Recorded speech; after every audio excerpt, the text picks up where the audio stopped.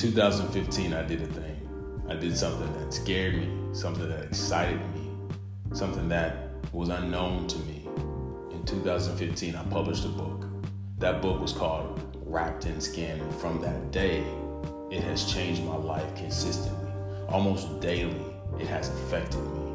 And my hope is that everyone who's picked the book up from that time has had some impact, been impacted in some way by the words on those pages. This is an opportunity for us to unpack those concepts, to really dive deep.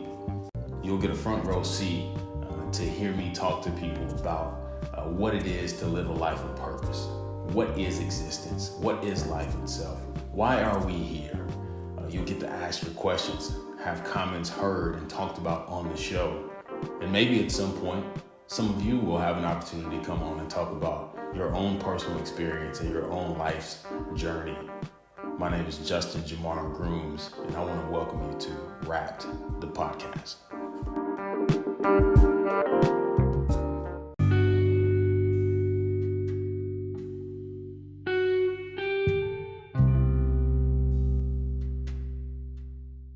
What's up, good people? It's your boy Justin Jamar back with another episode of the Wrapped in Skin podcast. I had a really deep episode in mind for this one.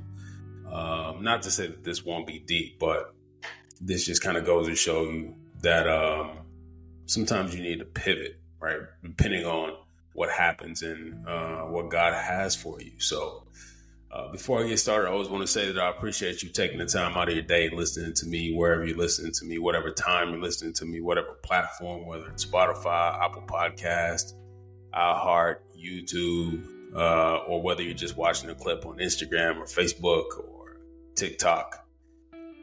I don't take it lightly that you have chosen to spend some time with me and hopefully gain some insight into some things.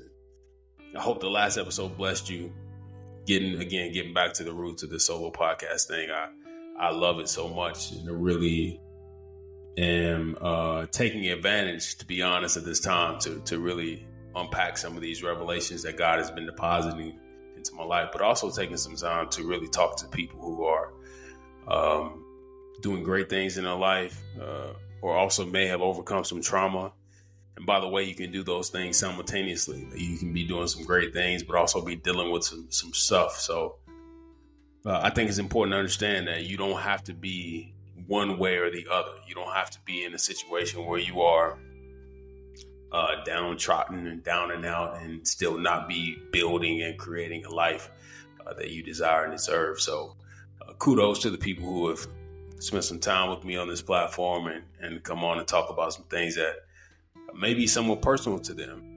I don't know how many of you realize it who've been listening, but there's really been some personal testimonies shared with me, between me and my guests. I always share some personal stuff, but everyone is not comfortable talking about some of the personal things that they are dealing with. So I don't take it lightly or for granted that the people who've shared this space with me have taken some time to share some really personal and detailed information about their lives and things that they've gone through and decisions they made and obstacles that they've had to overcome.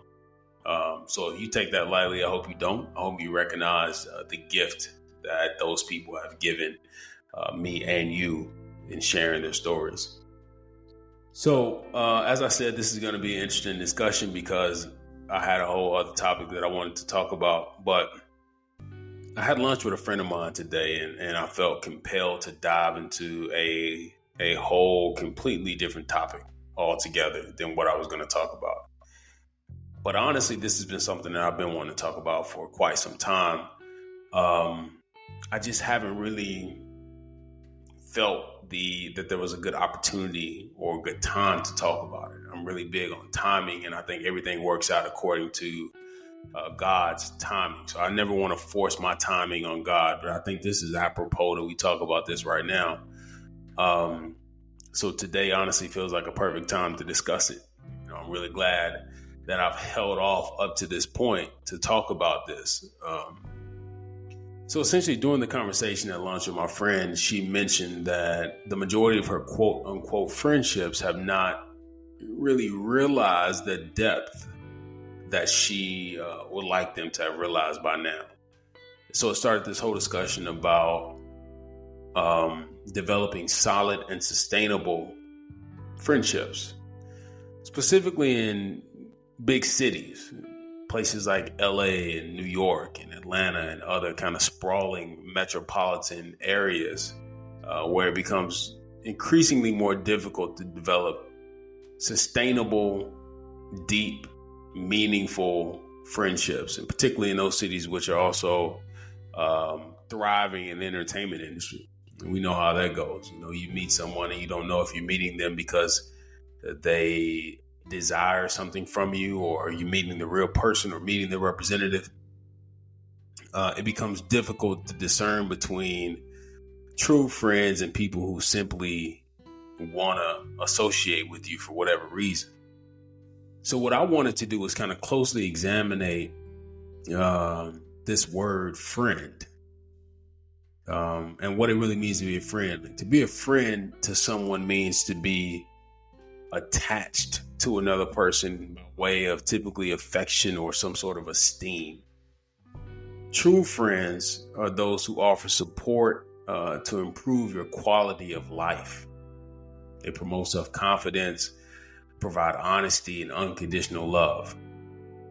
Unconditional love. That word unconditional is a very important word right there. So unconditional love. And they also tend to help you progress mentally, right? So this is a word which we often throw around nonchalantly.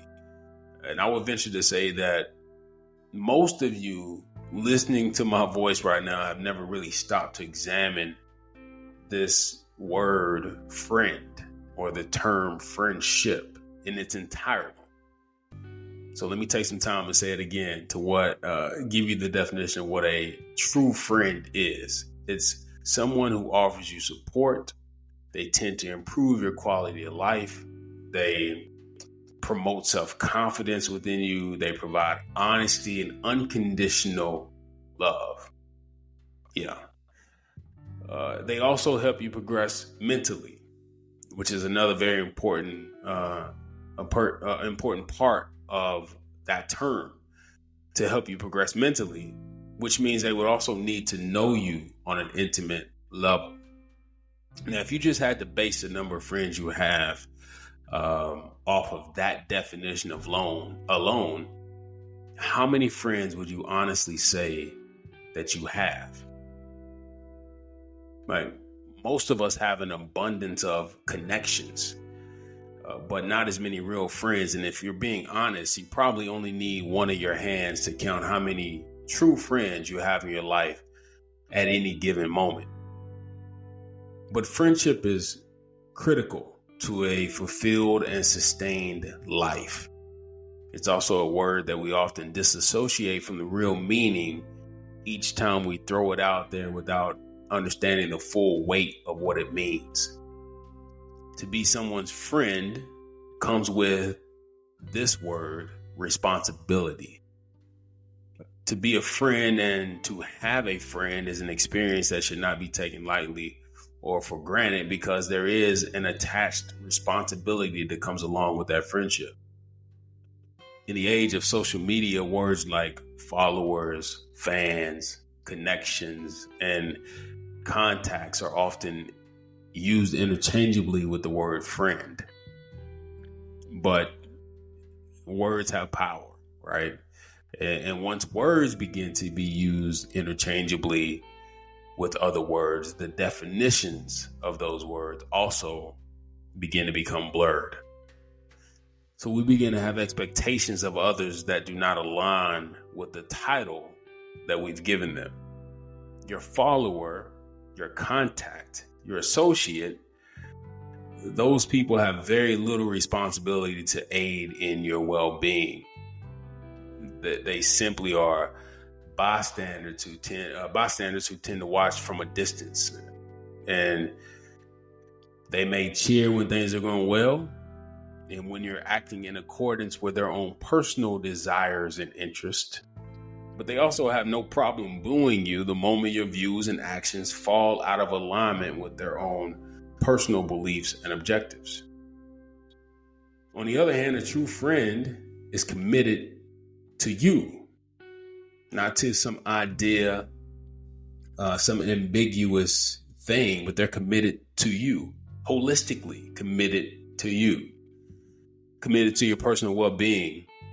And often so much so that even when what you say and do falls out of alignment with their own personal beliefs or desires, they still will do everything within their power to make you feel supported.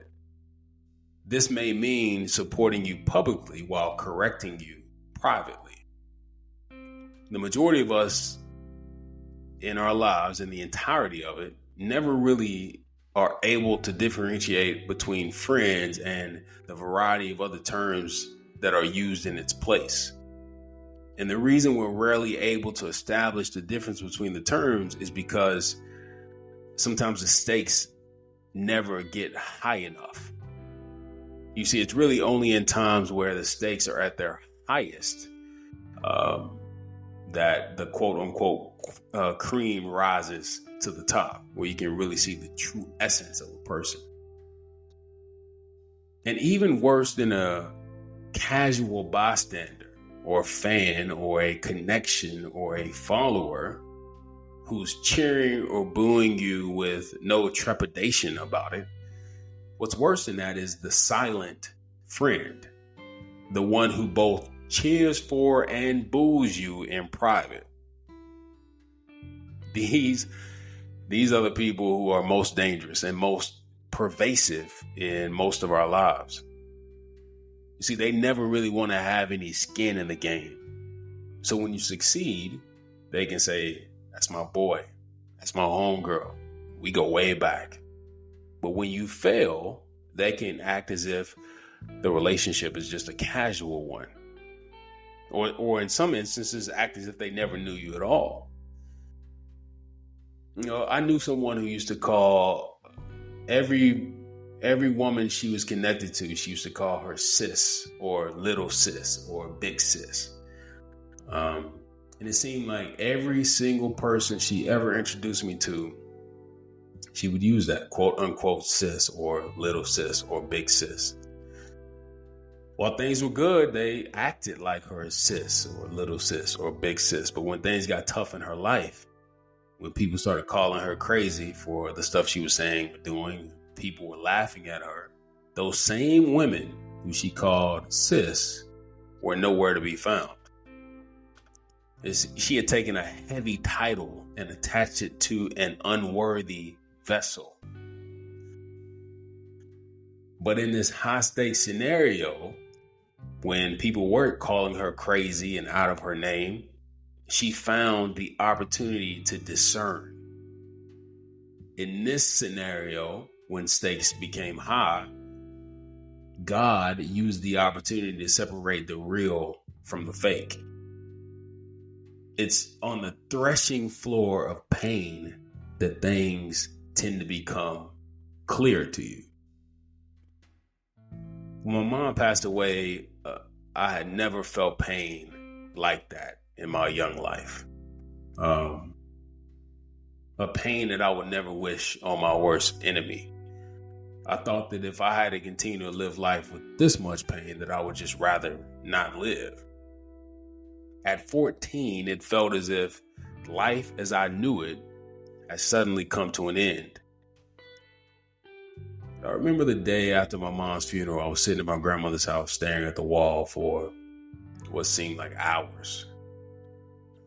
I was in my body, but not really present. My aunt had just pulled up to the house, and when she came inside, she said, I think you have some visitors. So I went to the door and looked down the street, and I saw a group of my childhood friends walking up the street towards my grandmother's house. It's crazy as I'm saying this right now, it actually makes me a little emotional because I can remember that day like it was yesterday. In a moment where I thought my whole world had ended, a group of 13, 14, and 15-year-old kids that decided that they were going to come make sure I was okay. Chanel Harris, Nicole McGowan, Brandon Dooley, Greg Scott, Desmond Dooley, Chastity Walker, Shay Bishop, Aaron Darden. Kids who, although they didn't know my pain exactly, thought enough to say, hey man, let's get out of the house and get some air. And no agenda, no motive, only real concern for my well-being. No social media, no likes, no one to pat them on their backs and say, hey, you're doing a good thing by going and consoling Justin in this time of need. Just real, genuine connection and affection for not only me, but also my mom, who was a mother to the entire neighborhood. My boy Charles Beavers, or Chuck as we call him, picked me up every day for school that year. Sometimes we talked. Other times we rode to school in silence because he could feel the weight of what I was dealing with. You see, real friends know what you need, even when you don't know. Countless others along the way who have showed up for me. But there have also been times when I thought I had a friend and it showed itself to be a very shallow relationship. But in times of tragedy like this, it becomes easy again to discern who your real friends are. But I would recommend for you that you not wait until tragedy strikes before you begin the discernment process. I've said this multiple times before, that if you want to see who your true friends are, do bold things. Do things that aren't always popular. Do things which challenge you and the people around you. Once you do those things, look around and see who's still there. See who is there when there isn't a party, a celebration, a good time to be had. See who's there when the rest of the world is questioning your value or your sanity, for that matter. But I want to go a little deeper. Now, I believe who we select or choose to call friends has much less to do with those individuals and more to do with how we feel about ourselves. As you've probably discerned, if you've been listening to this podcast for any length of time, I'm all about taking personal accountability and responsibility for our lives. So when you reach the end of this episode, and I hope you've listened thus far, I want you to sit and take personal inventory of the people who you have in your life. And then ask yourself, what makes this person my friend? Why have I chosen to include them in the most intimate parts of my life? Are they in my life because they have something I want? Is it reciprocity that I'm seeking? Are they in my life because someone told me that I should get to know them? Have I included them in my life because I'm looking to fill some sort of void? Or are they in my life because I believe in them, because I admire them, because I feel divinely called and connected to them? Am I willing to lay it all on the line for this person who I call my friend? This life is precious, and who you choose to spend it with and the people who you decide to do life with will be some of the most important decisions that you ever make in this short life.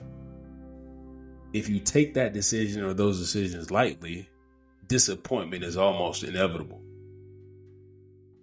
So as you're considering all of these things that I've just talked about, I want to kind of leave you with some characteristics of true friendship and what makes a true friend. I believe a true friend is accepting. A true friend loves you for you. They accept your flaws, your imperfections, your quirks, and they love you for them. A true friend is someone whom you can have fun with, be weird around, have self-doubt around. They're accepting of all that. A true friend is honest. They should always be honest. And if your friend ain't telling you the truth about things which are important to you, there's a problem. Because honesty is the foundation of a good friendship. A true friend is dependable. A true friend is someone who you can count on to be there when you need them. They're not only there when times are good, but even more so when times are bad. A true friend is respectful. You can't be friends with someone without mutual respect. Friends don't always have to agree, but they have to respect one another's opinions. A true friend is non-judgmental, right? They don't judge you. You can turn to a true friend with any problem and they'll understand. And if they don't understand, they'll let you know why they don't understand and ask questions. A true friend is thoughtful. A true friend goes out of their way to make you feel respected, make you feel special, at least every now and then. And whether that means buying your favorite gift or treating you to a dinner or a movie or coming over to console you after a breakup, they do things that will brighten your day. A true friend is someone you can laugh with. What's the point in having a friend that you can't laugh with, right? Bad times are inevitable, but in the good times, you got to cherish those moments and be able to build on those good times. A true friend is trustworthy. They are someone who you can share personal details and secrets with and not have to worry about who's going to find out.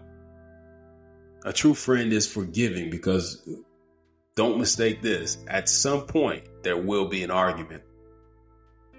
It's important to have a friend who's willing to forgive after a disagreement, or willing to step up and apologize when they made a mistake, or willing to forgive you when you acknowledge a mistake that you've made. And ultimately, a true friend is someone who you desire to be around and desire to do life with. You share similar values and morals and similar perspectives on life. And you can just trust that person to walk with you through this life, which is sometimes turbulent and tumultuous and not always pleasant. Right? You need that person. But at the end of the day, this is your life. And it's important. It's important because God created you for a time such as this. And some of the things that you're called and ordained to do won't be popular, and you will need support. First, you'll need an unwavering faith in the creator of all. The creator of all that ever was, the creator of all that ever is and ever will be. You need that first. Second, you need a steadfast belief in who you are and the purpose that's attached to your life. And finally, you're going to need people who will love and uplift you when you fall. Someone who's going to find you when you're lost. Someone who will shout about your greatness when the rest of the world is whispering about your faults. I pray that you find your true friends and that collectively you fulfill your life's purpose. If you've made it to the end of this episode, I'm going to leave you with what I always leave you with. And that's just one hope that I have for you. And that hope is that for this time, while you are wrapped in this skin, that you will be, if you choose it to be so, the very best of God. Y'all be good. I love y'all. Take care.